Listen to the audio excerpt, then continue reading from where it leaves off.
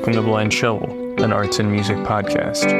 Today I have the pleasure of speaking with LA-based musician Zack Fischmann. Enjoy.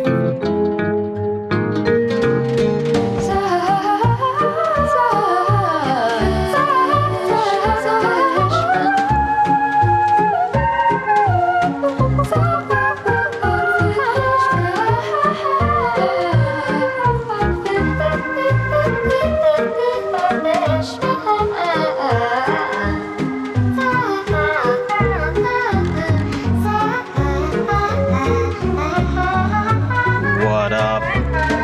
Yo. Hey. Yo. Hey. Yo. Is this working? Yeah. Awesome. How do I sound? You sound great.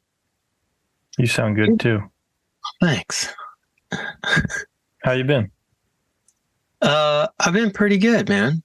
Yeah. I think since last I saw you, I've probably been every possible type of emotion and, thing. It's been a long time.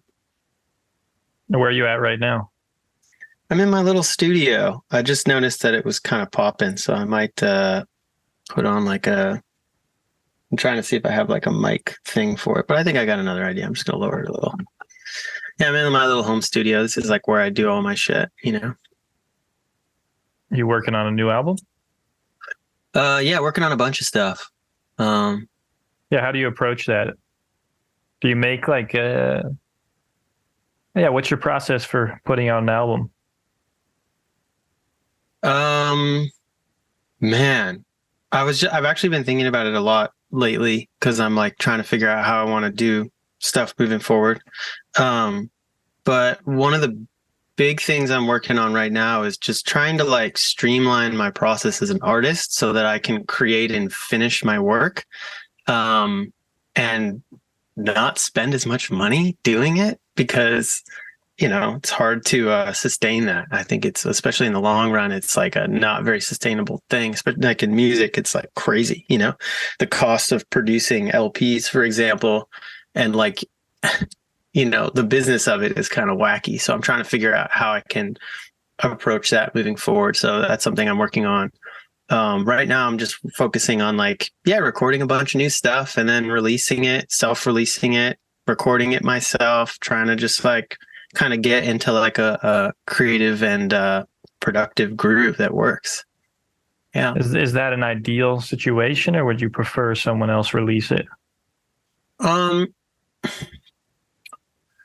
think that's really tricky. I think in the ideal world, it'd be cool if somebody else released it, but actually the problem is part of the release is part of the art too, to me. You know what I mean? There's the way that I like to engage with people and goof around and stuff. That's how I keep myself entertained.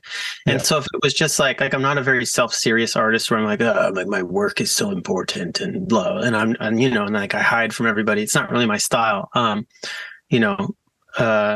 for me, it's I like doing it myself, but it's also not, there's no way to get distribution by yourself. I can't, unless I have a video go viral, which happens occasionally, there's not really a way to reach a lot of people.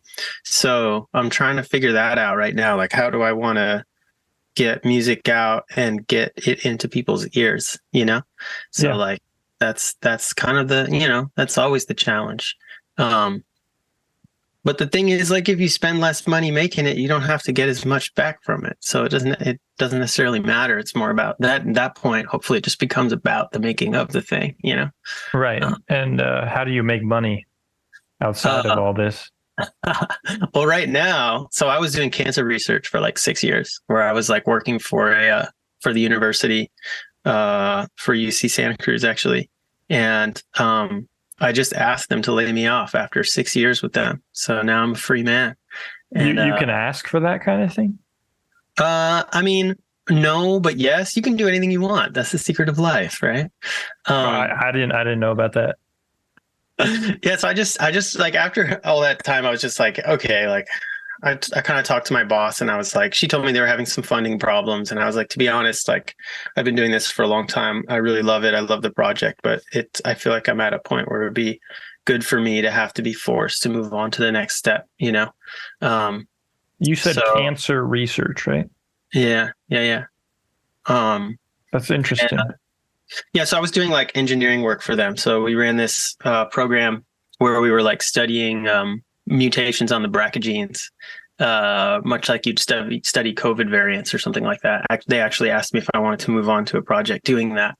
And I told them I just would rather kind of move on to something new. So, I want to be working in music. So I asked just to like be let go at that point, and they let me go. And I've just been taking some time and working on a bunch of new music. So yeah, I don't know how I'm going to make money moving forward. That is the big question. Interesting. Is that paid? Is that decent pay?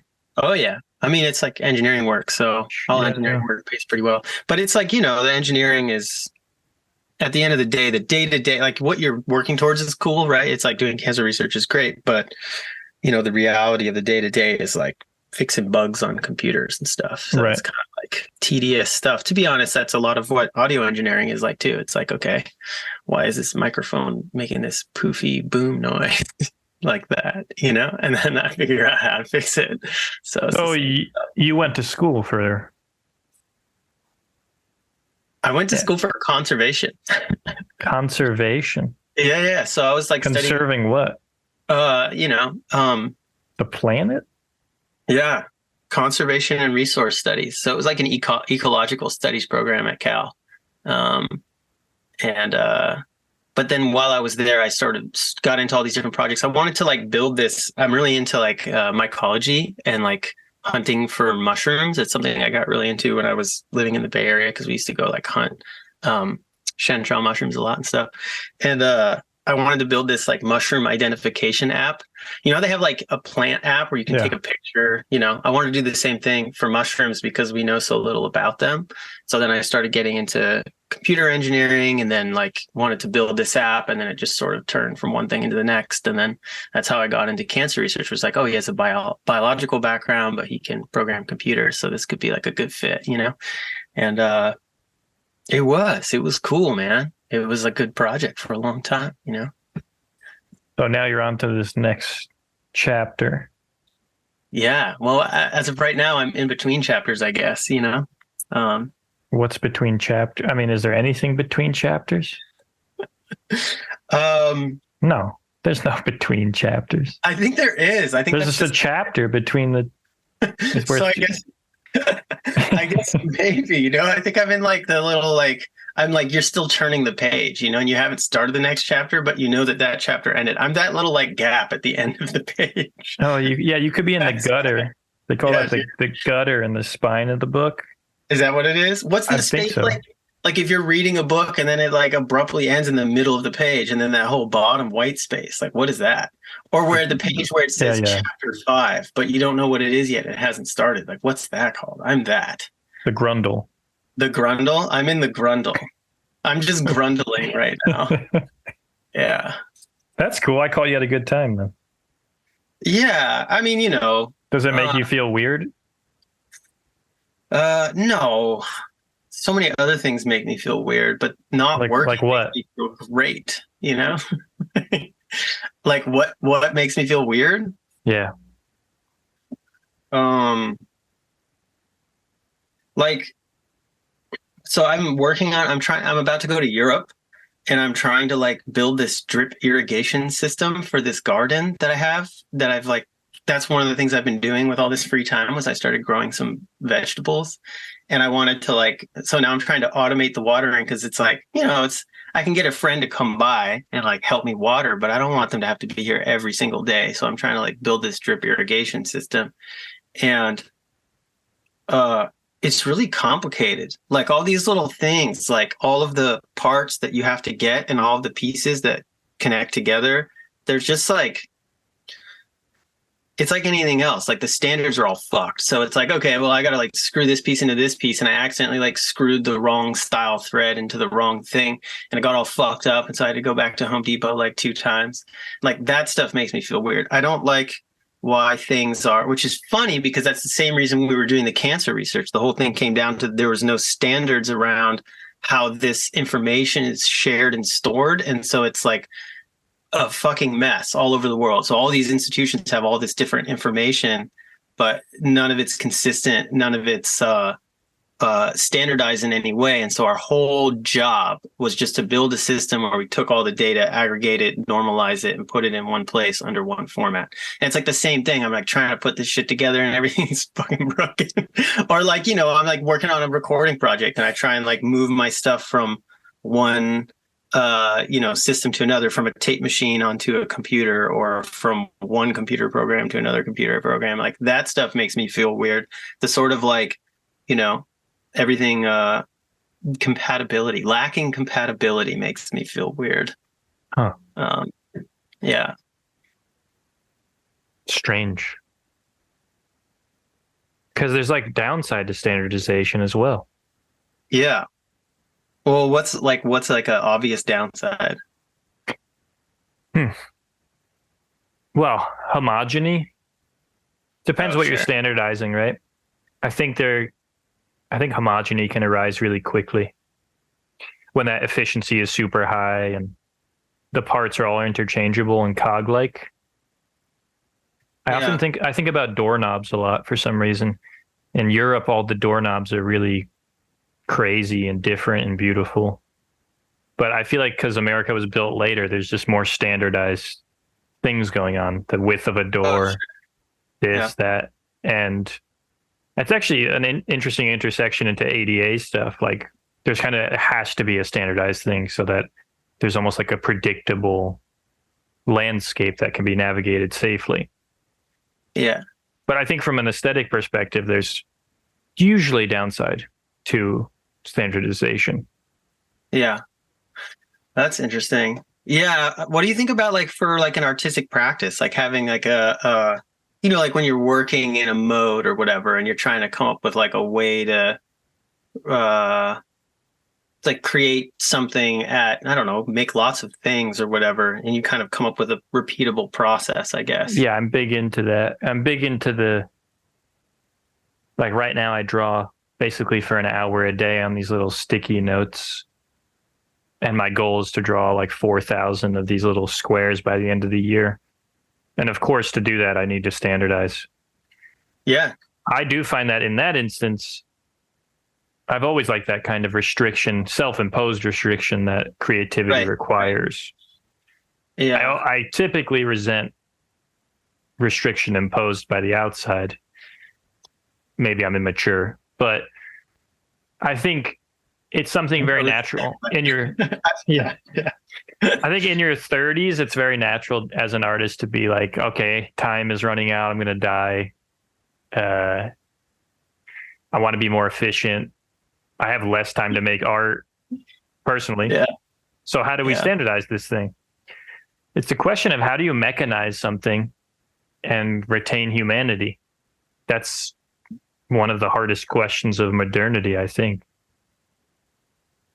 Yeah, we're about to like kind of run into that, aren't we? Like to me, that's like AI is like, yeah. Oh my God. AI is all about figuring out how to standardize and not standardize at the same time or whatever. That's a whole mess. I don't know enough about it, but like it's getting to the point where it's like those sorts of standardizations are breaking down in new ways where it's like, oh, it can now think for itself. So you can have it create things in novel ways or whatever, which is kind of cool. Yeah, that's a topic that's just endless. Yeah. I want to avoid it, and then it's just inevitable. I know. I should gaze into its eyes. I'm playing with it a lot. I use it a lot now. Yeah.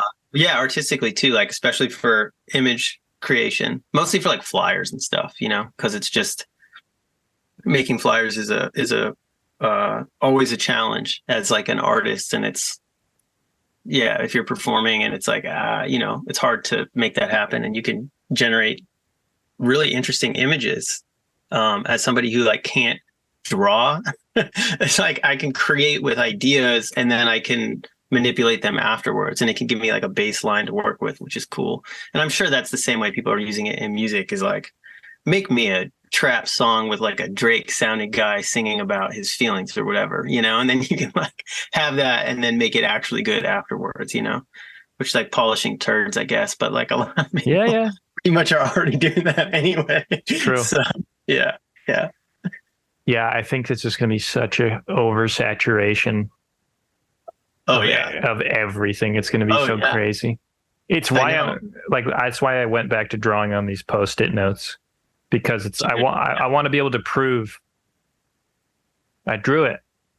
I drew that Yeah. thing. So that's why I'm approaching my recording right now too. A lot of the stuff I'm working on, the songs are actually like voice memos, and like primitive recordings. Really like trimming it back, like less production, less like comping, they call it, where you're like mashing pieces of takes together, because everybody's doing that now. And I actually just took a really great class with this producer and engineer named Philip Weinrobe. It was a beautiful class, but he talked a lot about this, about like the more you can maintain the human element of your recordings, it's like there's all this information in there that gets lost, or people don't know. It's like it's not immediately obvious that it's there, but just the fact that it's real, like a full complete performance or a full complete take, that like when every time you break that up, they call it like the Enzo field, which is like in Japanese culture like drawing a circle, and it's like this imperfect complete circle that you draw, and each circle is like an embodiment of your individual person. And if you make any changes to the circle, or like take different pieces of different circles and piece them together, you're destroying the actual complete character.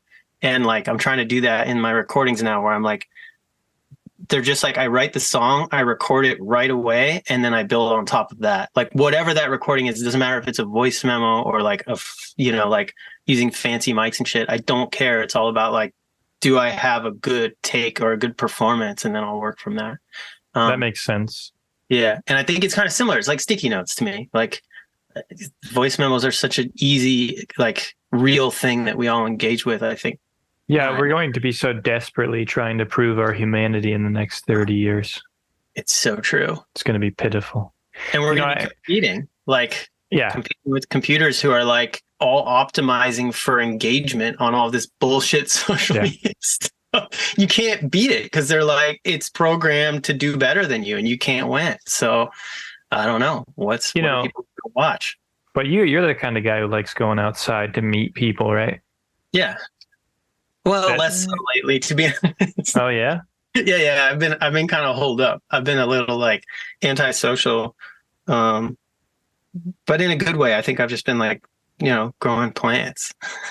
Those are my new friends, just taking a break from humanity. I'll be back. Yeah. Well, that's the impression I get, that you like to go out and take photos of and with people. Oh, yeah. Who are your friends?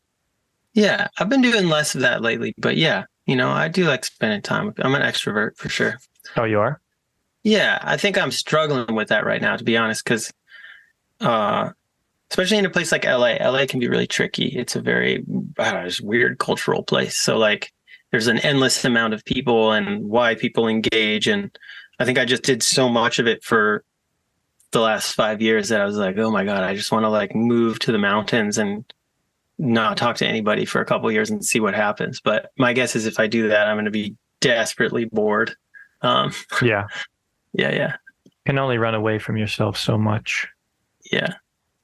So that's a genuine expression. I remember arguing with, it wasn't an argument in the strict sense of it, but we were talking about Bob Dylan and the nature of a true identity versus a put-on persona. Oh, sure. And if I recall correctly,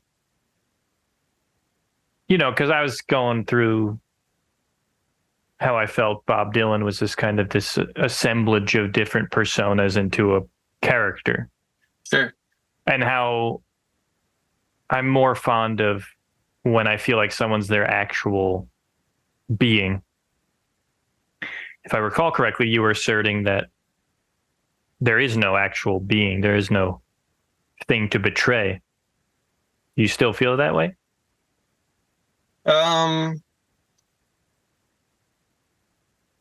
I don't really know how to distinguish. I think that's my challenge. Like, sure. I don't think there's a way to tell the difference between my actual self or, it's like, because if like somebody like Bob Dylan, who's like constantly reinventing themselves, right? Like, at least that's my, I'm a huge fan of his. And I think his whole career has been just like reinventing himself in different ways. then like that's who he is. So in that way, like that's him being himself or whatever. I could never speak for him. I don't know how he feels about it. And I'm sure his private life is somewhat different than whatever we see. But like, I think at any given time, even if we're trying not to be ourselves, it's like we're still being ourselves anyway. It's like you can't be fake. Like the only way to be fake is to like, I can't think of a way to be fake. I don't think it's possible. I think maybe no matter your argument is like fakeness would be an unconvincing performance of identity. Yeah. Well, sure. And also like, what if being fake is part of your personality? Like I'm in LA, there's lots of fake people here, but like maybe that's who they are. And so who am I to judge them for being fake? Like that's like, you're not actually fake. You're just fake, quote. Yeah. I mean, air quote fake. I think what is the essential identity is like you're saying, in some ways you're trying to test the limits of running away from extroversion or not participating in that. And it's an interesting little question, especially when we're going to be faced with AI, like, because at the root, it's a question of humanity, I think. I do think a genuine connection between two people requires a certain exposure of the soul in some ways. We're going to find out. Yeah, we are. My theory is because reality is participatory, the world is being drained of its soul while this thing arises, and there won't be any recognition of the lack of soul because it's already been drained out, so like the next generation won't even know the difference. But it won't be proof that there wasn't a soul. I almost have this weird belief that like there was one, almost like fairies did exist, or things existed in the wilderness and the woods of magical origin that we like destroyed via industrialization. I'm just rambling. Heavy stuff, man. Yeah. No, it's light. Fucking fairies. Yeah. Just some. Yeah. Well, you love Bob Dylan. I do love Bob Dylan. I always have, Who do you love as much as Bob Dylan? Who do I love as much as Bob Dylan? Like, does more count as much? Yeah. Or, okay, well then like my mom, I love my mom. That's cool. That's probably like, like a couple people in my life, some really close friends. My girlfriend. Have you listened, you're just saying that, but have you listened to all of Bob Dylan's albums? I have actually. Yeah. Even honestly, his new album is so good. It's really interesting. Talk about humanity. He's just like performing all these old songs as an old man. It's really fascinating. I think he's just such a hilarious character to me. It's like endless entertainment, like so many things about him are just funny. Like so many of his songs are so bad and so many of them I think are so good. And it's just the way he talks about him. I just think he's a fascinating dude.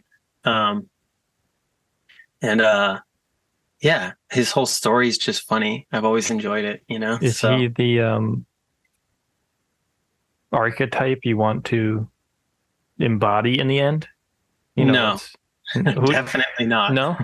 No. Let's in terms of just do you want to have 45 albums?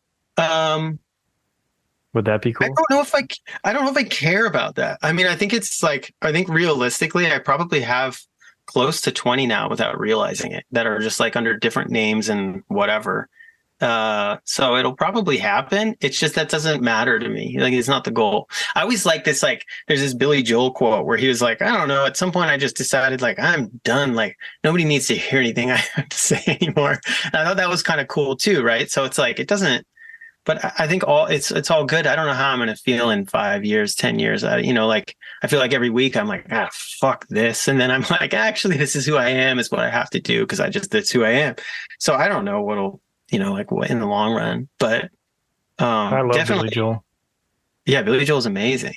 Ian Meltzer turned me on to Billy Joel. Yeah, I never listened to him before that, and he turned me on to the songs "And So It Goes," and I was like, "Oh, that's such a beautiful song."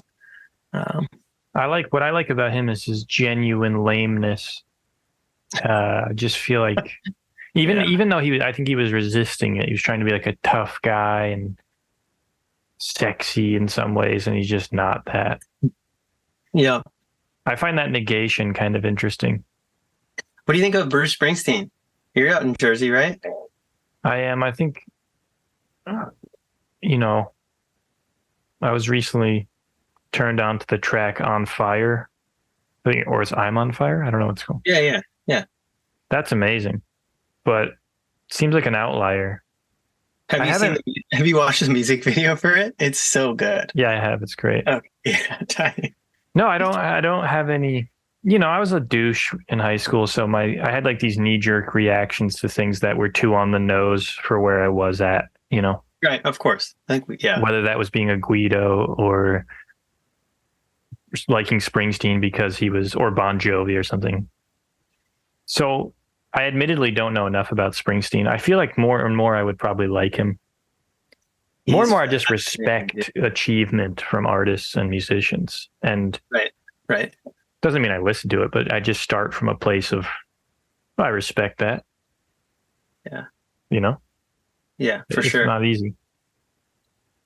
Yeah. So how old are you now? 38. 38. 38. Is this where you thought you'd be?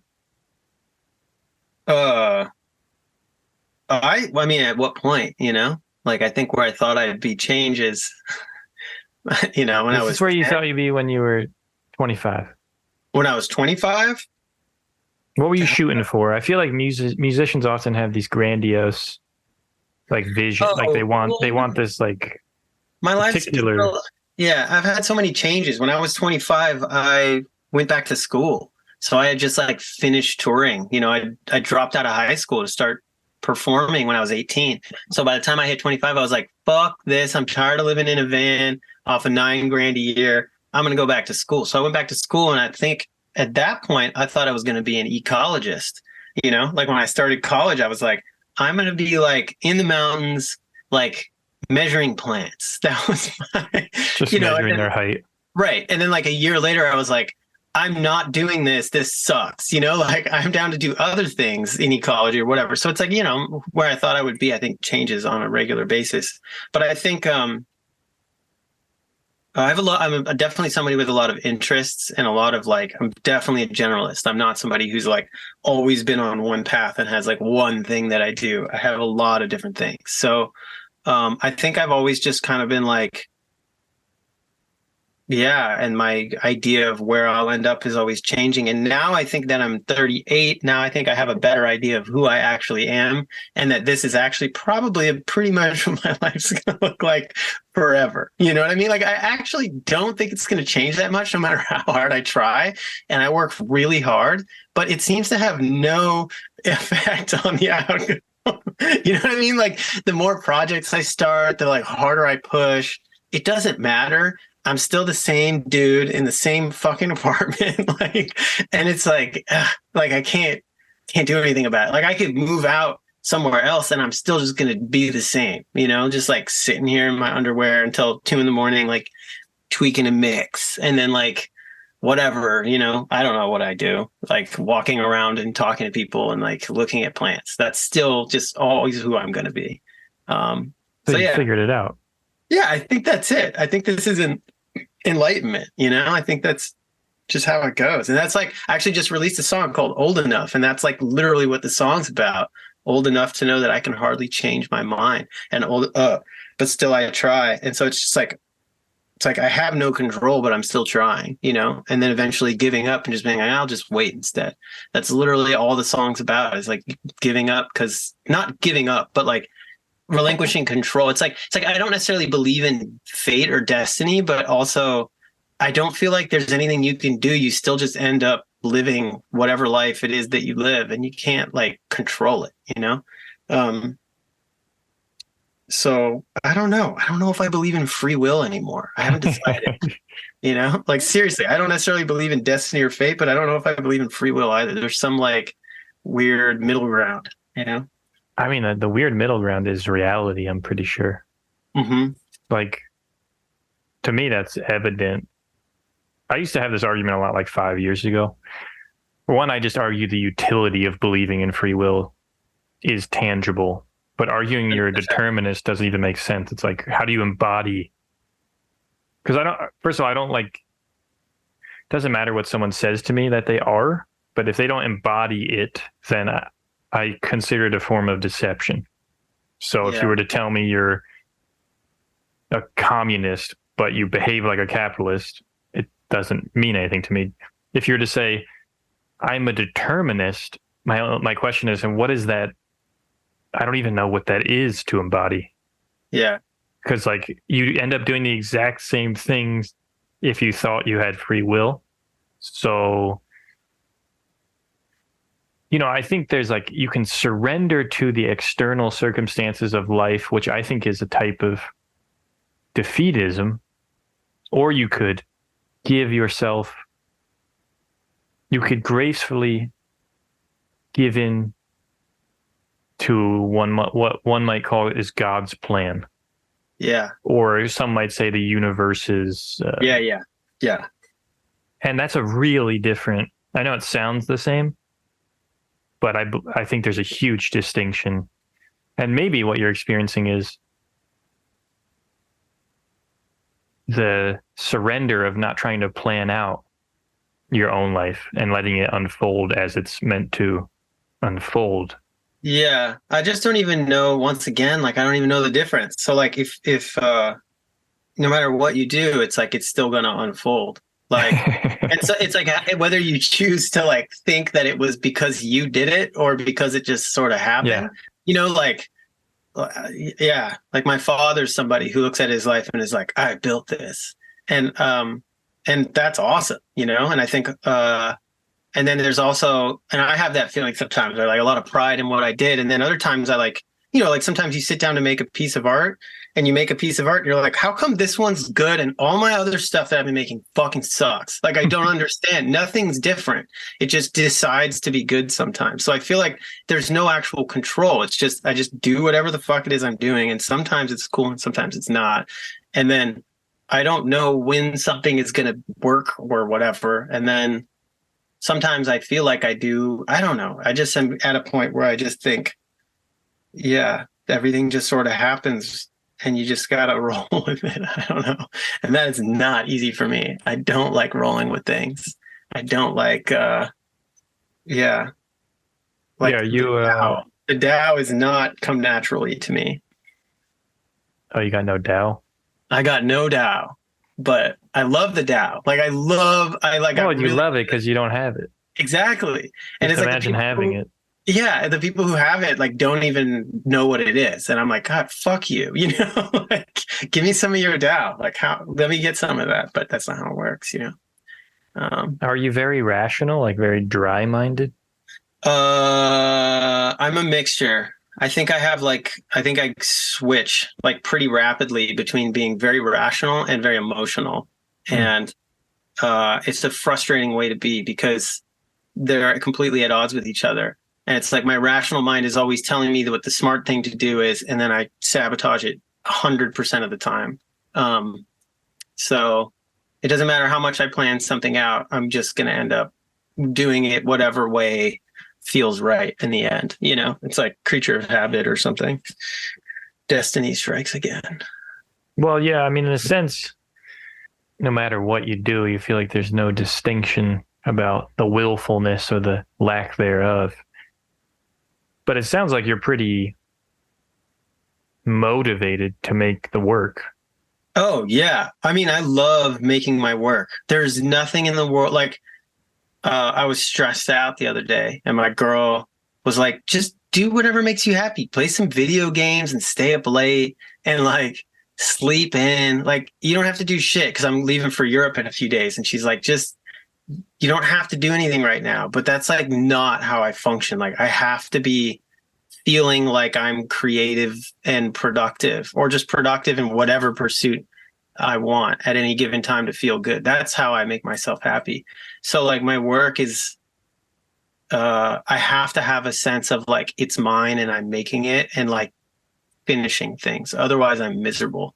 So I think that's just like a thing I've learned about myself. Because it's funny. It's like, yeah, everybody hates their job or whatever, right? But like, it's like if I have to like make a website for work, I'm pissed. But if I'm making a website for myself to promote my music, I'm like, this is awesome. This is so fun. I'm learning new things.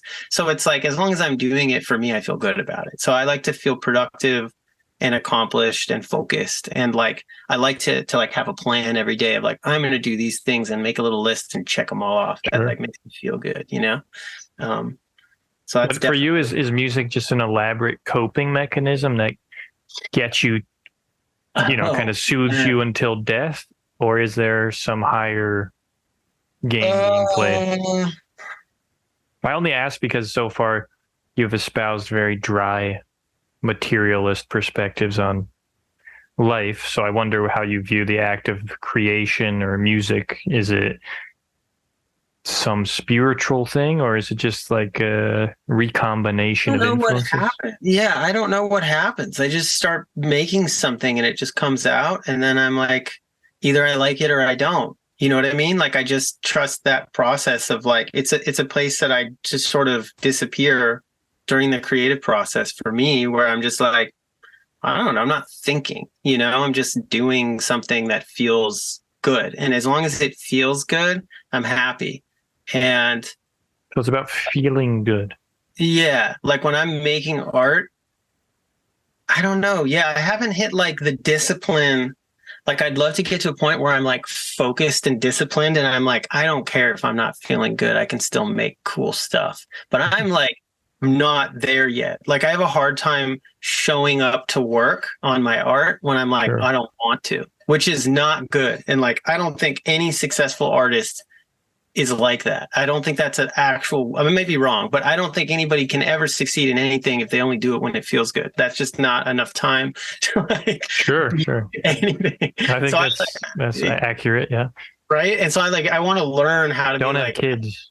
Yeah, right. I don't know. But like I want to learn how to be like, I feel like shit and I'm going into the studio today. I don't know how to do that yet. So I'm working on it. But I think that's where I try to emphasize a non-egocentric practice where it isn't contingent upon you feeling it or feeling good. It's contingent upon being open to what's being sent down from up above.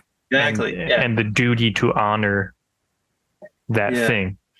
It yields a very different relationship. I think it yields a more objectivity to judging the thing, because it's not you. It's not about you. It's kind of just about, am I doing this thing a service or a disservice?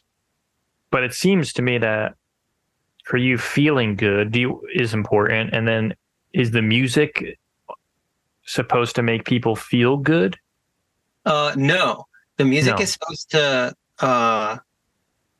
I don't think I have any intention with what it's supposed to accomplish. I'd like to know that, the way that I tend to judge music, I love this. Like I just took this recording class, and the first thing that Weinrub showed us was a Venn diagram. It just said feels good and sounds good.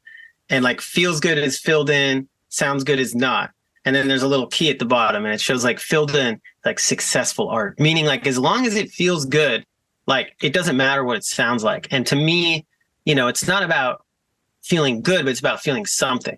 And I feel the same way when I go to like a museum and I look at visual art. It's like if I look at the art and I'm like, I don't feel anything, I just leave and I go look at more art until I feel something. And then I stop because now I'm having an experience. So to me, it's like less about whether it's a positive or negative experience and more about whether it's an experience or not. And if I'm not having an experience, then I just objectively, I'm like, I don't care about this. So I think as long as like, it's not like I make the music to make people feel good, but I do make the music and hope that it has some impact, in how somebody's feeling at all. But I'm not that intentional about it. Like when I sit down to write a song, I'm just doing it. And then it just like comes out. And then I'm like, I think about whether I like it or not after it's done. I try not to let my judgment get into the creative process because then it just thwarts it and then I can't finish anything. And I like to finish things. So I've gotten good enough to be able to be like, not hung up on that in the process, you know? So yeah, there's no intention when I'm creating, but it definitely is like something I'm aware of afterwards. I think that's like the next step. So you're very much a feeler. Yeah, definitely. Yeah, and I was watching this I was watching this talk with Devendra Banhart. He was talking about how he doesn't make art because it's cathartic. And I was like, oh, that's awesome. Like for me, it's very much catharsis when I'm creating something. And I like that he's like, you know, just dedicated to the making of stuff. It doesn't matter how he feels in that process. So yeah, I think that that's something that I'd like to work on a little bit, but I don't know. It might just be who you are. I mean, totally. Yeah. 38. You probably figured it out, you know? You know, I don't know. Has anybody figured out anything? Who knows? We figured out. Yeah, for sure. These fucking robots, dude, you wouldn't believe. Oh, fuck yeah. I mean, I'm 34. I objectively feel a kind of coalescing and crystallization. Mm-hmm. You know what I mean? Yeah, sure. Definitely. Sounds like you say that, but that you don't. Well, it's like I'm aware that I'm like more myself. I'm more aware of who I am and like comfortable with it. But at the same time, I wonder, you know, when I'm 68, am I going to look at myself when I was 38 and be like, I was such a young schmuck? Or if I'm going to be like, I had it all figured out back then. Or am I going to be like 68 looking back to when I was 15 and being like, man, back when I was 15, I really had things solid, you know? So I just don't, it's like, I can't take the perspective of the infinite perspective or whatever. I'm only like where I'm at right now. Where I'm at right now is I'm like running through this. I'm literally in this, like, I'm in the mixture of being in the middle of a productive creative project where I'm like probably about halfway done with this new album. And like, that's a really interesting experience. You know, anytime you're midway through a project, right? And then and then I'm also thinking about like, what do I want to do next? Because I got this new, like, you know, like what's it called? The grundle. I'm grundling. So, you know what I mean? I'm like grundling and I'm in the trenches at the same time. So I'm like, I don't know. You know what I mean? Like, I don't know. There's a lot of there's like instability right now. So it's kind of like a funny time, and I don't know what'll happen next. You know, like. Do you sit back and go, this album is better than that album, and I need to do more of this, or I need to do less of this? Yeah, but even that stuff changes. You know what I mean? Like Bob Dylan's a great example where there's so many albums of his that I'm like, that's a trash album. And then 10 years later, I'm like, this album rules. And it's for like the weirdest reasons. I find it entertaining in different ways, you know, and I could think you can look at any artist that way and be like, their work at different periods. There's always times when it's going to be quote unquote more or less successful, but like, or good or whatever. But like, you know, as I go through changes in my life, I'm going to see different art differently, you know? So I might feel good about something I made at some point and not understand something I made. And then later, like that might switch. And my audience is also completely different. Like, I don't know what they're going to like or not like. Every time I think I made something they're going to like, I'm wrong. And they like something else. And I'm like, what? Okay. So I think it's just about just making stuff and not really worrying about it, you know? It's like, well, but now you have this kind of financial burden. Yeah. Not burden, but no. It's like life, you know, you got to pay to live. No, but I'm saying that the music is going to take on this responsibility, right? How do you mean? Oh, like making a living off of the music, you mean? Yeah, yeah. Oh, I just don't know if that's, I mean, I would love to do that / I would hate to do that. I can't figure it out.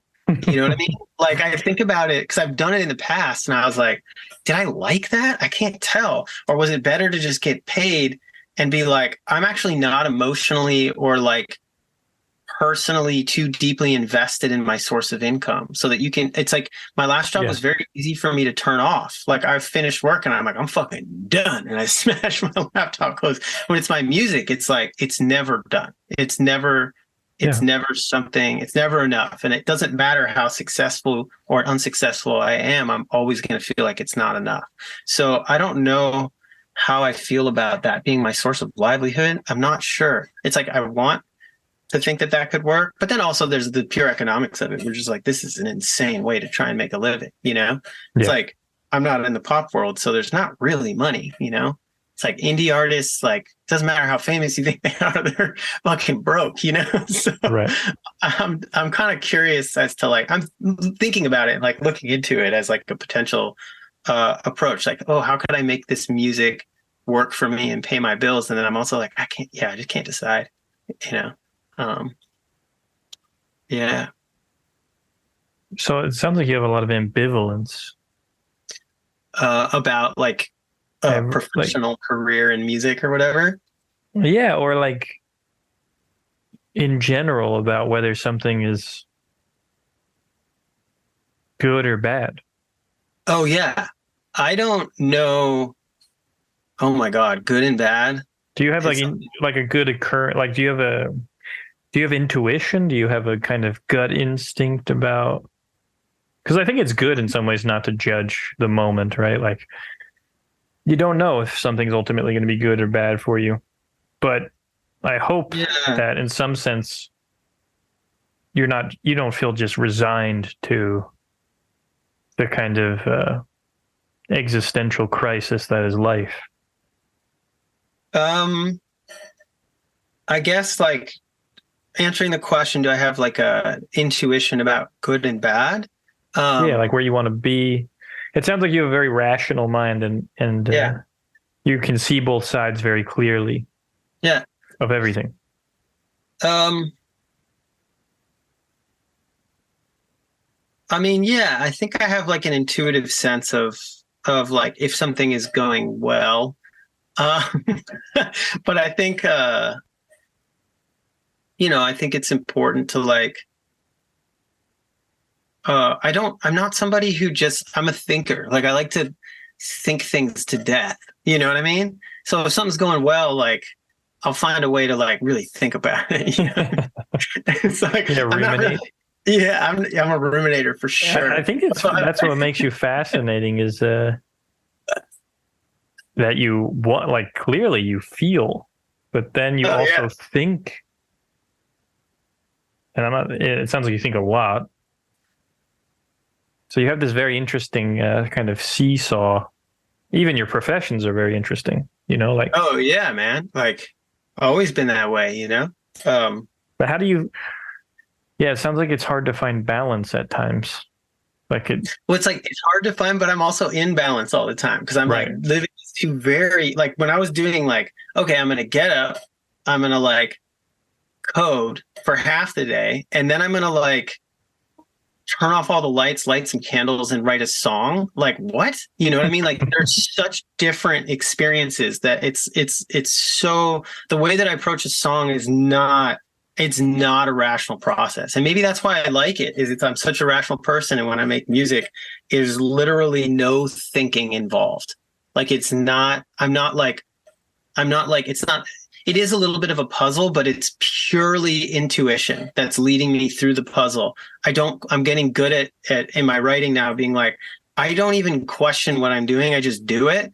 And then until it's done. And then I'm like, it's done. I don't know why I know that, but it is. And then I'm like, then I decide whether I like it or not. So, I don't know. Yeah. It's always like a balance of like, I'm going to like go and think something to death. And then I'm going to like go inside and just like pour some feelings out into this, like, it's a very pure creative thing for me, you know, and I'm really proud of that. Like, I love that. And sometimes they come together so beautifully. Like, I don't understand how it works. I don't understand. The creative process to me is mind-bogglingly insane. Like, I don't understand how we do it. And I don't even know if it was interesting. We were talking about this in the class too, about like, we're about to learn, like with AI, we're going to find out, like, does it even is it real? Like, are our computers just going to be like, oh yeah, you guys think you're so creative and smart, but we can make this shit too. Like, we just made a genius song, or like a beautiful work of art, but it's just like, it turns out that it's not uniquely human or something. And I don't know what the answer to that is. Like, I don't know if things are. Well, I think as much as it would be cool to have that answer, we won't, because AI only uses things humans have made to make things convincingly human. And so in some ways that highlights the absolute surreal nature of human creativity, because we're getting this from somewhere else. Yeah, I don't know. Like I guess you could argue nature, that we're looking at nature and we're interpreting it and then kind of remixing it. And then AI is doing that with what we did to nature. It's insane. AI is insane. You know, it's insane. But yeah, totally. I don't know. It's sad because I like humans, and I do think humans 100 years ago were much more human, and I'm not going to explain what that means. I don't feel like I need to. But I think in a more logical sense, like every time we outsource a process, we lose humanity. The creative process, especially. Like you could imagine meeting an artist in the future, 100 years from now, and without the aid of a computer, they literally can't speak to you in an eloquent way or say anything poetic. They're like running a process. Yeah. That if you smash the thing or the chip was removed, they would just be like a big meat sack, because they've outsourced thinking, they've outsourced creativity, and now they're dependent on this vestigial organ, you know? Yeah. That's horrifying to me. It's like a calculator. Okay. Like a calculator changed it, you know?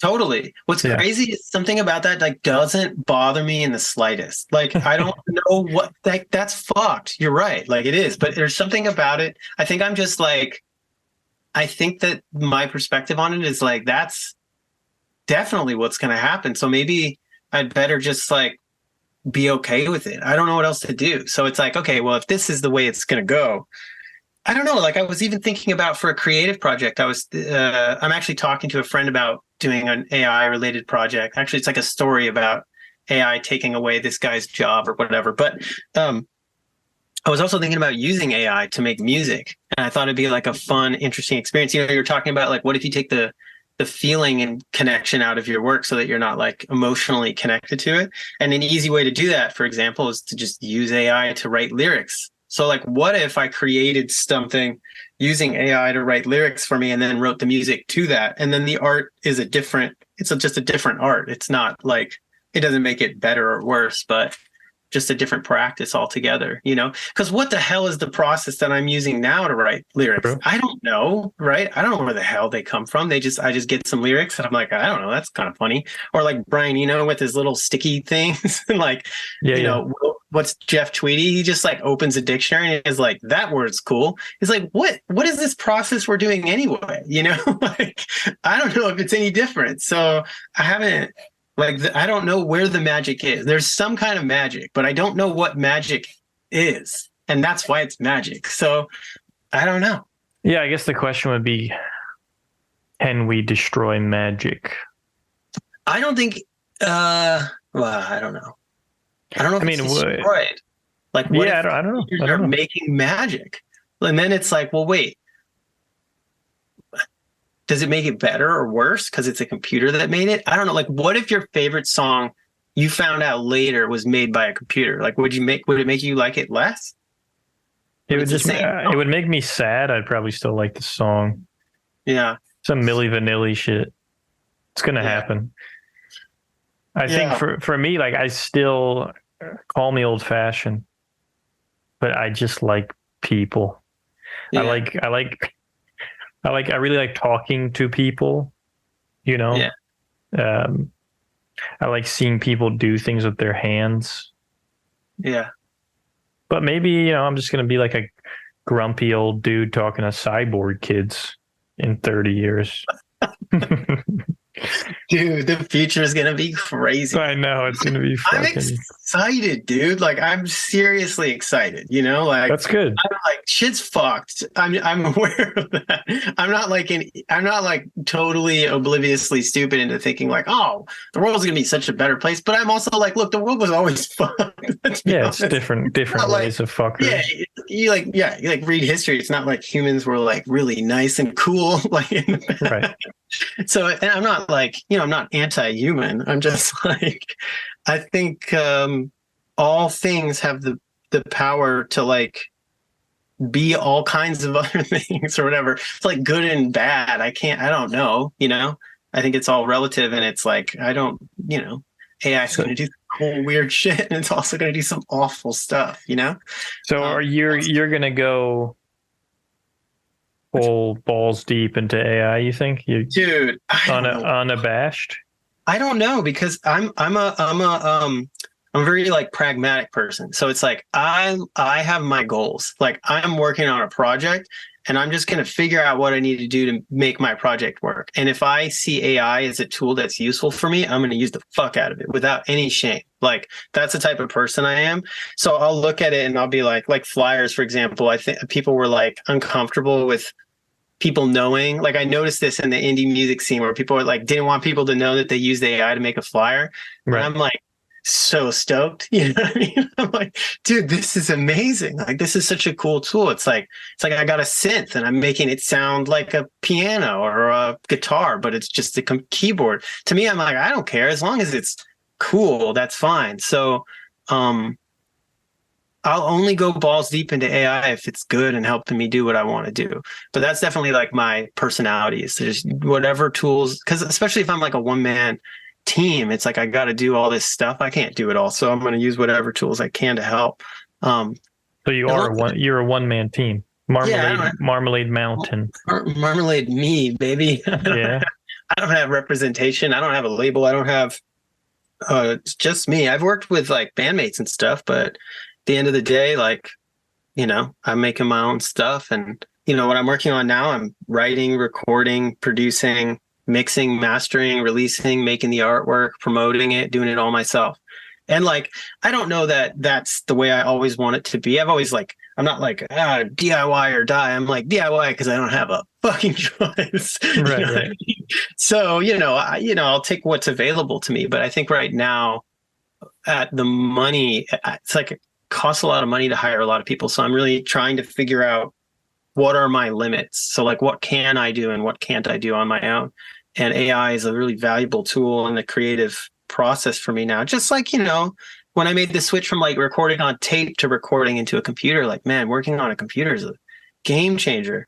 Dealing with tape was such a fucking nightmare. It's like all this, I have like boxes of tapes in my closet that are all just like, some of them are melted and like other ones are just like ruined. It's just like, it's crazy. Computers have their own problems, but yeah, so I don't know. I just use whatever I need to get something done, Right. It's just you have a very interesting personality in that sense. It's like this strange mixture of, well, it's just like there's this willful drive to do anything necessary to do the album or finish the album. Oh, yeah. But then there's like a interesting, not Tao based, but a kind of fatalism or something. Oh, yeah. It's a very, I just look at what people do. So it seems to me like you're motivated. Doesn't matter why you're motivated. You get the job done. I don't know. Yeah. I was like talking to my therapist about it, and I was like, oh, maybe it's like, some childhood shit where it's like, I had no emotional outlets. And so my music is maybe that's like my appeal for emotional connection is with the internet. I don't know. The internet. What is putting music, what is putting art out into the world now? Like, I don't, you really released a song, like, where does it exist? It exists on like Spotify. You know what I mean? Like, what the fuck is Spotify? Spotify is genius. They're like, every artist in the world is investing all this money into getting people onto Spotify. It's fucking it's crazy, like the industry is fucking nuts. So I don't know, man. Like, I don't know. I just like making the thing, but I don't know what to do with it once it's made. And I don't know what the meaning of any of it is, Like, what does it mean? You go to art shows all the time. Like, what the fuck? Like, what are people making? I go to art. I don't fucking go. I don't go to art shows, though. I haven't been at an art show in like 5 years. Oh, wow. Okay. Because last time I saw you, you had like your own gallery, right? Oh, yeah. Gallery. Are you still doing that? No, I run a giant art center. But yeah, if you ever want to play music, it's a 101-year-old theater. It's crazy. Dude, we'll get into it. Yes. It's insane. That's, Yeah. We ain't got to go down that path. But you go to a therapist, huh? Well, not anymore. we Is it AI therapist? yeah, I got an AI therapist. That's coming, man. It Of is course, tell you exactly what you want to hear. It's the same shit as a real therapist, actually. That's the thing, man. So what's the difference? Like, what if it works? Like, what if you're like, I'm not feeling good today, and it was like, it's because your mom did this thing when you were Just sick. makes up shit about your mom. And you're like, oh, I feel so much better now. So I don't know, man. I don't know what the meaning. What is the meaning? Like, what does it all mean? I don't know. You seem like you're in a like faux existential crisis that doesn't actually impact your life. And by that I mean like I've always found that interesting about artists where it's like, yeah, I wake up every day, I have a checklist, I make sure I get this done, I got 20 albums out, but nothing means anything. It was like, well, I think the first part's the most important because like the second part's just like a rational skin over a kind of optimistic way of living, I think. Like, how do you mean? I got like, yeah, well, that's a crazy fucking way to put it. What I mean is all that talk, that pseudo nihilistic talk. It's like it doesn't mean shit if you're gonna wake up and be productive. Like I know I've met like real. I think I've met like a real phony nihilist, dude. That's how I feel. I feel like a fake nihilist. It's so annoying because my mind is telling me at all times nothing matters, nothing means anything, and then all of my actions say otherwise, and it's really fucking annoying. Like I like am fully aware of this. Like I have such a strong moral sense, but I also don't even know if I believe in morality. Like if you ask me about it, I'm like, I don't fucking know, but like then I'm like, no, this is right and this is wrong. And in my actions, I'm like, no, I'm going to like buy this from here because it's like, I want to support these people. But like, what? It doesn't make any sense. So I think I'm somebody who believes rationally I'm a nihilist, but I'm aware that being like religious is a much better way to exist. Sure. So I'm like, I wish I believed in God. So I'm just gonna like kind of like stumble between those two existences at the same time. I mean, it sounds like you basically act like you do believe in something. And but I don't. So it's annoying. Yeah, but you do in the sense of like belief. Well, I won't anything like that's a very weird framing for God, right? Like it's not a scientific inquiry in which you believe you have the data to prove he exists or doesn't.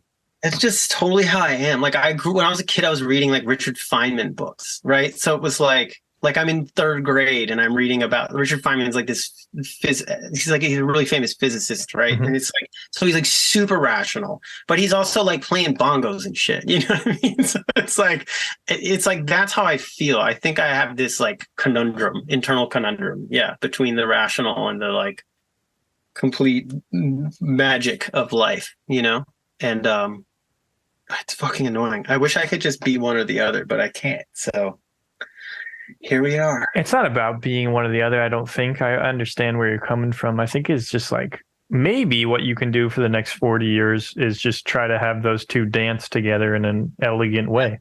And maybe you've already been doing it. I think so. I think I have. They just kind of like fight with each other, like argue with each other, like an unhappy married couple at times. Yeah. Or like two Jews at a dinner party. Like that's pretty much like my concept. It's just two Jews in there? I think there's just two of us. Yeah. I don't think there's three. There's just two of us. And we're just you're just like getting at it all the time, But this is my constant state. Do you feel connection to what does it mean to be a Jew for you? Like, what does that mean? Ooh, what does it mean to be a Jew? I don't know, man. I guess that's just like... Does it matter? I think it does. Yeah. Like, I think what I've realized is it's culturally just so deeply part of me that like, it's just this like awareness, like when I when I rub up against it, because it's pretty rare, like I think in where we are in LA and Jersey and like, there's Jews, but like, we're like 0.1% of the world population. There's not a lot of us. And so it's like, whenever I see other Jews, there's just this sort of like, it's like, so, like it's there. And so it's like that there's some cultural thing that's happening, and it's definitely part of my identity. And like, whether or not I like that or whether or not, I don't know how it impacts me, but it's there, you know? So I don't know what it means to be a Jew, but I just, from like an identity perspective, you've got all these, they're not clashing, but you've got, let's say you contain multitudes, right? That's a Bob Dylan song. I think it's called I Contain Multitude. Well, he's made enough songs where anything I say is probably a song. He just put it out like a couple years ago. It's so good. And then he did that like 17-minute song about JFK. Didn't he do one about Titanic as well?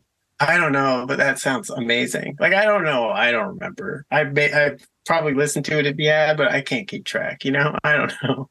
I just listen and I have a laugh, like that's my experience with him. But yeah, so I was saying, it's like, if you had to take one identity. Yeah. If you had to explain yourself in one identity. Oh, God. You were forced at gunpoint. At gunpoint? For some reason, some strange man. Honestly, I think I would get shot. You just get shot, yeah. I would just get shot. They'd be like, done, dude. You can't answer this question. Like, I don't have an answer. I don't know. I think I don't know. Are you like a hippie? Dude, yeah, but what is a hippie that likes AI? Like, what the fuck is that? I'm definitely a hippie. But like, what is a hippie? I don't know. Like, I'm a computer programmer. Like, what? That doesn't even make sense. Like, either doesn't even make sense to me. I just figured out how to do it because I needed to. You know what I mean? So, because I was trying to like survive. Like, I felt like I was in the Bay Area and I was like, I'm broke. I need a job and this skill will take care of me. So I don't know, man. I think I'm a hippie, but yeah. Like, you think love is the most important thing? I contain multitudes. Yeah, you contain multitudes, dude. Do I think love is the most important thing? No. What is? The most important standardization. I think I think love is just one thing. Like, I don't even know what it is, but I know that it's a thing. Like, I know when I feel love, but I think I struggle sometimes with it because it's like sometimes I don't know. Love can fool you too, That's like, a Bob Dylan lyric for sure.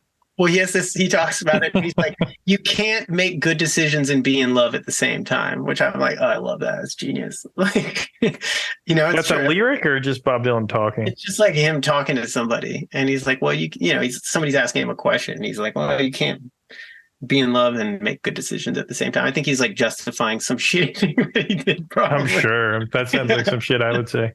Yeah, it's pretty genius. That's really. Like in the pocket. AI Bob Dylan is going to be a nightmare, dude. I've already been interviewed by AI Bob Dylan, so You haven't? I wrote my own interview. I was like, I can't get a fucking interview with a blog. I'm just gonna make up my own on ChatGPT.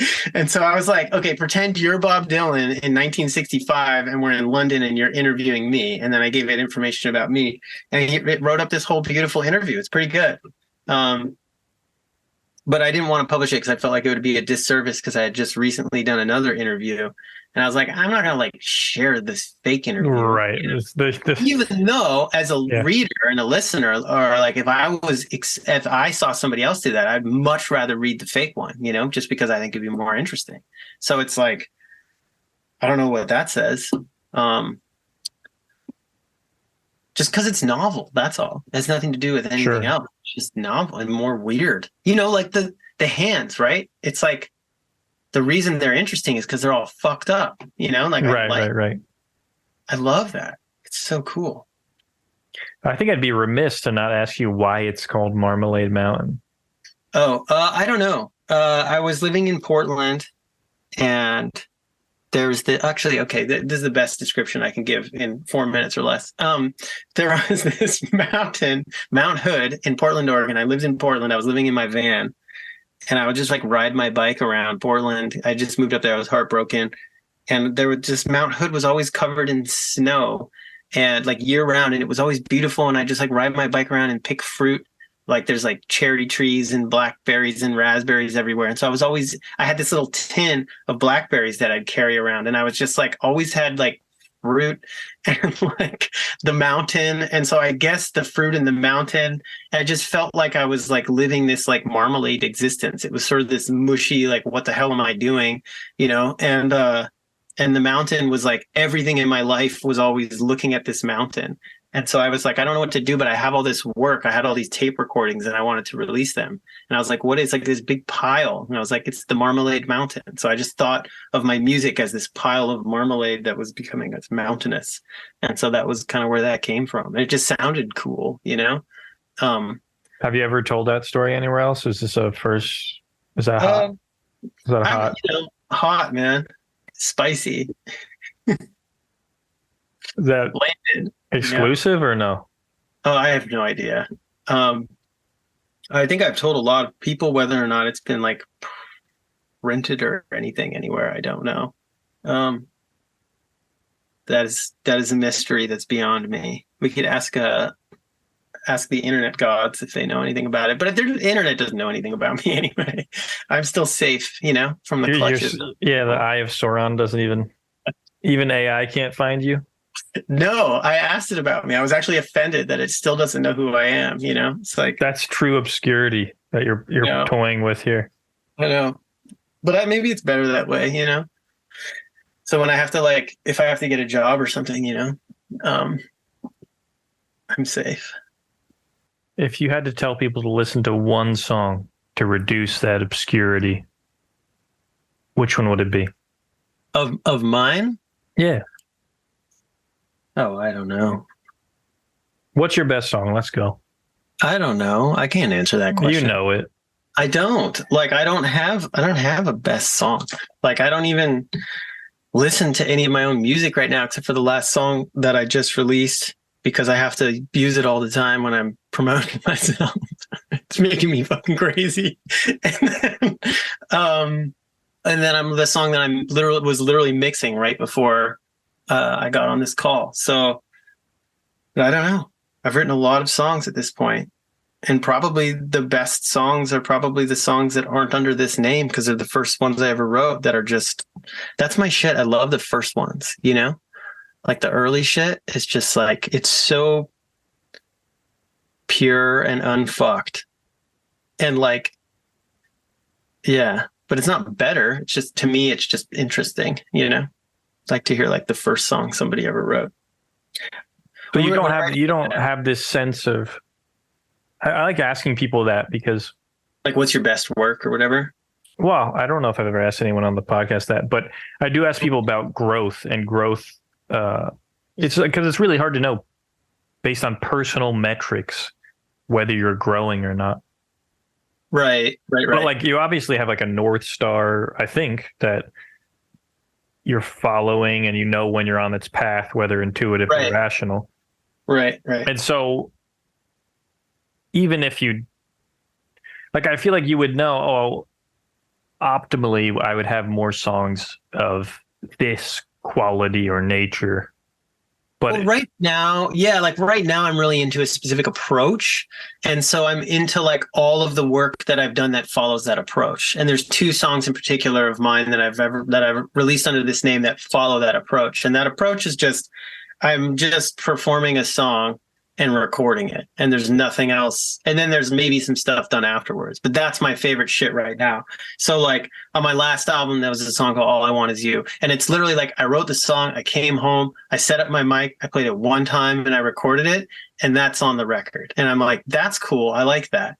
And then from many years ago, I had this other song that is a similar thing. It's literally just a tape recorder. I press record. You can hear me press record. Then I sing the song. Nobody fucking likes it, but I'm like, that's my best song on that record. But it's not. I don't know. It doesn't, you know what I mean? It's just, but it is that. It's just I just sat down and played a song one time and I liked it because it's real. And I think that's something that is at the same time that I do like all the AI stuff and all the different ways of making things. Right now, I'm interested in this real true capture, right? Voice memos, true capture, at the beginning, at the infancy of an idea. So I just recently finished a song where it's I hadn't even finished writing it and I already recorded it. And that's the take that's going to be released. It's literally you can hear me stopping to like look up the lyrics because I'm just recording the very first time I'm playing it and trying to figure out how it goes, and that's what's going to be released. So I'm really interested in that right now, is like the process being part of the outcome, if that makes any sense. Like the actual piece totally shows its own process, and I love that. It's in a sense, it's like early recorded music where before recording was a craft. It was just, can we capture that thing? Right. At all. Yeah. Quality, like, you know what I mean? Right. Like, that's the funny thing to me is like, dude, shit's getting out of control, right? Like all of this, like the fidelity and the whole whatever, everything sounds this way or is like big or whatever. A lot of the music I listen to a lot of different kinds of music. Don't get me wrong. I listen to contemporary pop music and I listen to the earliest possible recordings ever made. But a lot of my favorite music is like, sounds like shit. And so like, that stuff doesn't matter to me. What matters to me is what's being conveyed and how does it make me feel? You know, like where does it take me to? I love early reggae for that reason. It's very ghostly, but it's kind of that problem of like we'll talk CRISPR. Of course, we got to talk CRISPR, but yeah, if you can stop your child from having a disease by genetically altering them, would you? And it's kind of like in the past, you didn't even have the option. Now it's like you could make your recording sound perfect. Right. Don't you want it to sound perfect? No, I don't care. That's what I'm learning.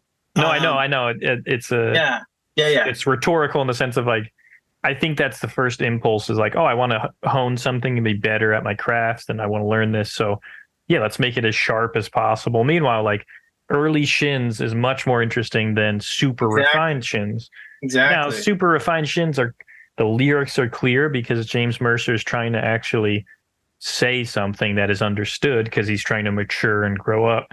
So I think there's a reason for that clarity. I think it's less interesting.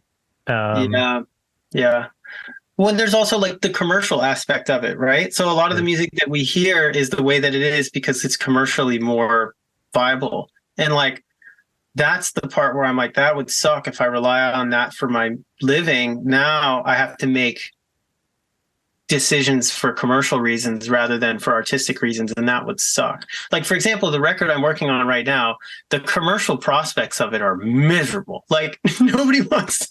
I already put out an album of voice memos. Nobody listened to it, but I love it. I'm like, this is probably my favorite piece of art I've ever made. It's literally 17 voice memos, and it's like 45 minutes long, and it's unbearable to listen to for a lot of people. But for me, I'm like, this is the real shit. Like, this is just these are just real songs about real things. And they're done. It's all concise. It's all conceptual. It all makes sense. So like, I don't want that to fuck my shit up. You know, I just want to be able to like make something it just is what it is. You know, I don't mind manipulation, but it's like none of it, I don't know. I mean, there you're seeking authenticity, at least in my perspective. Exactly. But like, what the hell is that? You know, what the fuck is authenticity? Like, what does that mean? You know, like what about lyrically? What would be authentic? Like if I wrote a song about, you know, I'm sitting in my chair in my studio in my apartment in Los Angeles and it's 5:22 p.m. and, you know, and if I just said everything, sure. But that could be interesting too. You know what I mean? Like it kind of is. So, cause I don't know, that'd be a weird song.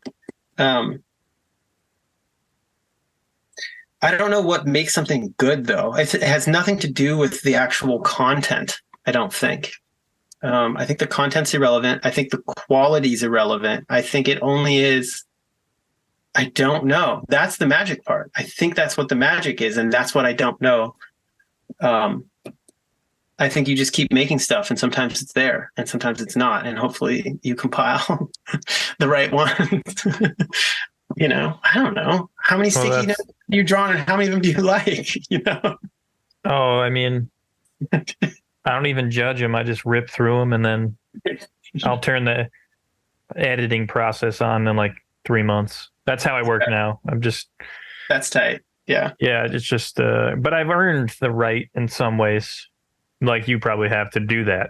I wouldn't want someone who's young listening to this and having not gone through a decade or so of Oh, the pain, because I think it needs to happen first. oh, of like meaninglessly refining your shit to the Yeah. point that it has no soul left. Yeah. And then later realizing that you were just progressively getting worse. And then you Sure. have to undo all of those horrible things that you've done. Yeah. That is the process of becoming an artist, isn't it? It's just like, oh God, for years I've been destroying my own work. Yeah. Well, I suppose you run is your record label called Magic Nothing? Yeah. Record label. It's like what I used for everything. So it's like if I throw a show, Magic Nothing. If it's a record and I don't have a label, Magic Nothing. If it's promotional, I'm like, I run by Magic Nothing. You know, it's my management company.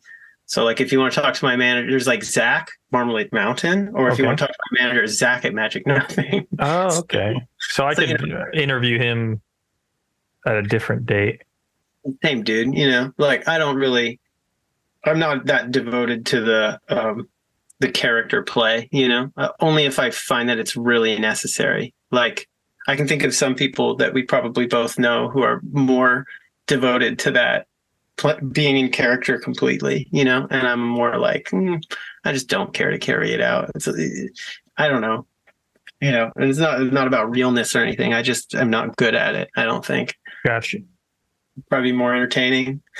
But well, I know. I mean, I think Magic Nothing says a lot about the oscillating way you view the process and life. I love that. Yeah. I mean, you are a fish man. I am a fish man. You swim in the ocean, you walk on the land. That's right. Yeah. And my middle name is Bob, you know? So you also float. Yeah. I'm a bobbing fish man. You swim, float, and walk. I do what I got to do, you know? God bless. Well, it was good talking to you. Yeah, man. You too. How you been? Good. You want to like do this kind of like real conversation now? I don't know. I just feel like I haven't seen you in so long. You know, I got your message. I was literally, by the way, I had like just tested positive for COVID and I was sick. So I went to go take some Dayquil and I accidentally took a bunch of NyQuil. I saw that. I was fucked up. Like I was like, I'm sick. I'm on NyQuil. I just got this message. And I was like, oh shit, Michael wants to do a thing. Like that sounds awesome, but I don't know what's going on right now. So that's what that was. I apologize for my spaciness at the time, you know. It's all good. I've been good, man. Yeah, I do a lot of stuff now. I mean, I always did, but it's different. Like you, I'm a generalist. So yeah, I co-founded a fabrication shop that I run in town with my business partner. I run an art center that my brother was sold for $1. That's amazing. And that place is huge. I'll send you some shit. Please. It's hard to describe. 3 cinemas, 1 642 seat theater, 1 black box area where we do the music, 1 lecture hall. I don't even know. It's surreal. That sounds amazing, man. Congratulations. Thank you. It is. It's a blessing. It's definitely like it tests me in new ways. I got to learn how to navigate local politics, and oh God, yeah. It sucks, but yeah, you know. Yeah. I'm talking literal local politics. Like a lot of local politicians hate me, which is cool. Yeah, it's fascinating. It's a really fascinating project. And I still, like I said, man, I think I finally found a way to make work within this really hectic schedule I've built. And that's like turn the faucet on for 1 hour for months. And then I'm going to spend like a month editing it out into these weird little kids books, I think, like 16-page kids books. Dude, I love that. That are probably not meant to be read by kids, I don't think.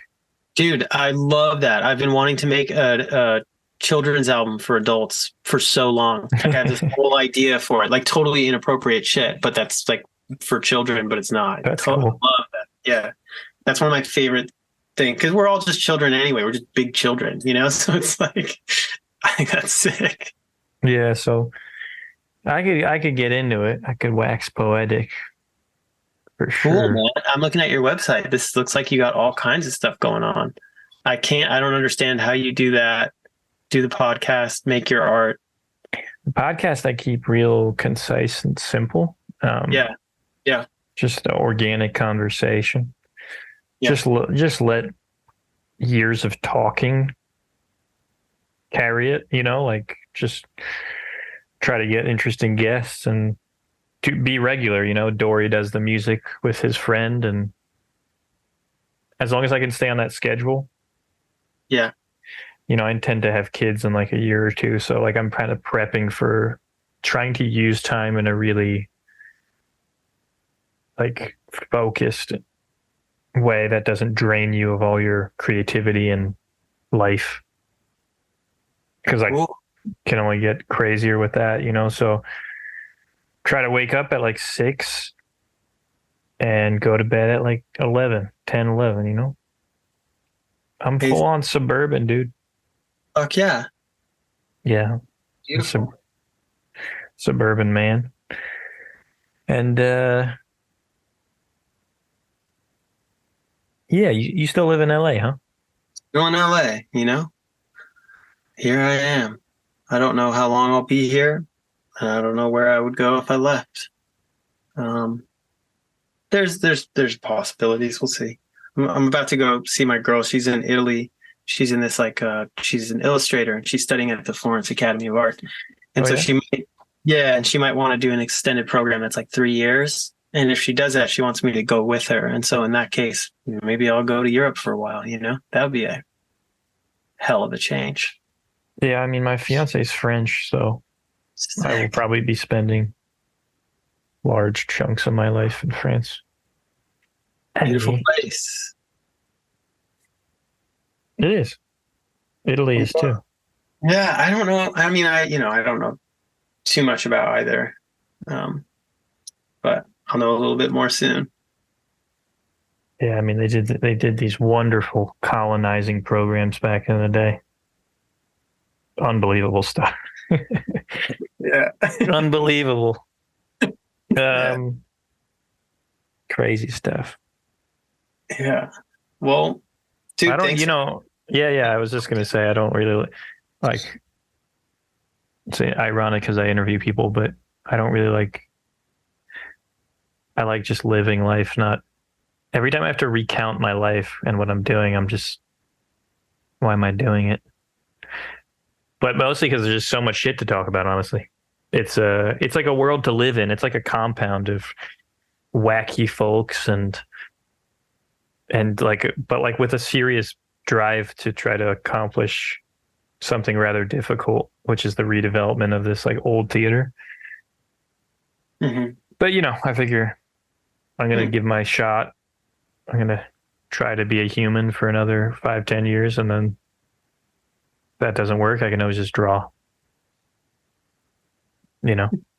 Yeah. I feel like I believe in a heroic stage of life that like you have to, even if you think you live in a fallen society, like you got to do your best to interact with it and see what's in it, what's really the contents of the thing. And then you can earn being a hermit, but I don't think you can, like in my 20s, I was more of a hermit at times, but I didn't feel I earned it. I got to use that testosterone and vitality to like, when I'm in my 30s to, and then you can sit back, I think. But I was talking to Neve about this. We have very different concepts of this. Oh, I love talking to Neve about things. It's always fun. He's like accepts being just like hermetic, you know. But for me, it's like, I feel an obligation, especially when you're given a very beautiful opportunity. Like you got to do it. But yeah, you should, if you ever want to. I mean, honestly, the best way to use the space we have is kind of more experimental things. Like playing a show, that's kind of boring, but I agree, dude. I feel that way about all playing shows right now. Is so boring to me. I've been really trying to come up with more interesting ways of doing it. Like, it's boring, dude. Going to shows is boring. Like they gotta get more interesting. I had this whole concept that I really want to do that would be fun, but what's that? probably not going to do it. Well, I'm really into this. Like, I'm also really into camping, and so I thought it'd be fun to do this whole. I wanted to do like a fake campfire album. Have you ever heard of like Beach Boys Party, the album? Which is it's like a fake house party where they're just like singing songs, and it's like a fabricated house party recorded in a studio. And I just thought it'd be fun to do like a fabricated campfire performance album where I'm just like a bunch of friends hanging around a campfire singing songs. And then I was like, oh, it'd be sick to take this on the road and like have a stage set that's like a campfire, and we're all just like hanging out, and it's like a mixture of like skits and performance art with singing songs. And then like all of the opening artists are like also at the campfire. They're not really opening, they're just a part of the show, and find an interesting way to integrate everything to make it into like this weird engaged sort of event. But I haven't figured out how to pull that off. You know what I mean? Like, it would require, it's a lot of moving parts, and since I'm basically just like in my little room by myself, it doesn't really make a whole lot of sense, because like the fabricated campfire is just going to be a bunch of me's, you know what I mean? So like I can't do that live. So but yeah, that's like an idea that I really wanted to see. And I have like a whole concept. I have a few songs for it and a title for it and everything, even have like a fake character I was thinking about using for it, but I don't know if I'm going to go through with that or not. That sounds cool. Yeah. But I agree. Shows are boring, dude. They're so fucking boring. I can't do it anymore, especially here where people don't dance. It's just like, why are you here? Like, exactly. It just makes sense. All right. I'm going to go, I don't know, to bed or soon, I think. Sick. Thank you. Good night. Enjoy your rest. Good night. Thank you. Music by Dory Vivarsky and Mingja Chen. Next up, we have comedian Dave Juskow. Until then.